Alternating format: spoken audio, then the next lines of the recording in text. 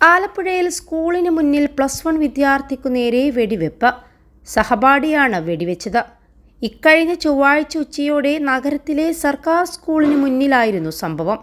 സ്കൂളിലേക്ക് എയർഗണ്ണുമായി എത്തി +1 വിദ്യാർത്ഥി സഹപാഠിക്ക് നേരെ വെടിയുതിർക്കുകയായിരുന്നു. അസഭ്യം പറഞ്ഞതിനെ ചൊല്ലി +1 വിദ്യാർത്ഥികൾ തമ്മിലുണ്ടായ തർക്കത്തിനിടെയാണ് ഇങ്ങനെയൊരു സംഭവം നടന്നത്. ഭാഗ്യത്തിന് ആർക്കും പരിക്കേറ്റിട്ടില്ല. അസഭ്യം പറഞ്ഞതുമായി ബന്ധപ്പെട്ട തർക്കം ഒടുവിൽ അടിപിടിയിലെത്തുകയായിരുന്നു. ഇതിനെ ചൊല്ലിയുണ്ടായ തർക്കത്തിനൊടുവിൽ വിദ്യാർത്ഥികൾ ഉച്ചഭക്ഷണ സമയത്ത് സ്കൂളിന് പുറത്തു പോവുകയും സ്കൂളിന് പുറത്ത് വെച്ച് വെടിവെപ്പുണ്ടാവുകയും ചെയ്തു.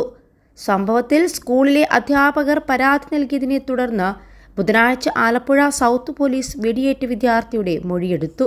21 ലക്ഷത്തോളം സന്തുഷ്ടരായ ഉപഭോക്താക്കളും 2 ലക്ഷത്തോളം തിമിര ശസ്ത്രക്രിയകളും പൂർത്തിയാക്കിയ മലബാറിലെ ഏക കണ്ണാശുപത്രി Alsalama high hospital, hospital road, Perinthalmanna. വെടിവെച്ച വിദ്യാർത്ഥിയുടെ വീട്ടിൽ പോലീസ് നടത്തിയ പരിശോധനയിൽ എയർഗണ്ണും കത്തിയും കണ്ടെടുത്തു. മറ്റു 2 വിദ്യാർത്ഥികളും സംഭവത്തിൽ ഉൾപ്പെട്ടിട്ടുണ്ട്.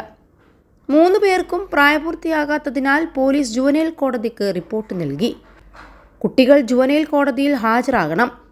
ഇവർക്ക് എവിടെ നിന്നാണ് തോക്ക് കിട്ടിയതെന്നും വ്യക്തമല്ല. അടുത്തിടെ തലസ്ഥാനത്ത് വനിതാ ഡോക്ടർ യുവതിയെ എയർഗൺ കൊണ്ട് വെടിവെച്ച് കൊലപ്പെടുത്താൻ ശ്രമിച്ചിരുന്നു. നിരവധി തവണ വെടിയുതിർത്തെങ്കിലും യുവതിയുടെ കൈക്ക് മാത്രമാണ് പരിക്കേറ്റത്. യുവതിയുടെ ഭർത്താവും വനിതാ ഡോക്ടറും തമ്മിൽ അടുപ്പമുണ്ടായിരുന്നു. എന്നാൽ അടുത്തിടെയായി ഇയാൾ ഡോക്ടറുമായി അകന്നു. അതിനുള്ള പ്രതികരണമായിരുന്നു വെടിവെപ്പിൽ കലാശിച്ചത്. ഡോക്ടറുടെ വീട്ടിൽ നിന്ന് പോലീസ് കഴിഞ്ഞ ദിവസം തോക്ക് കണ്ടെത്തിയിരുന്നു.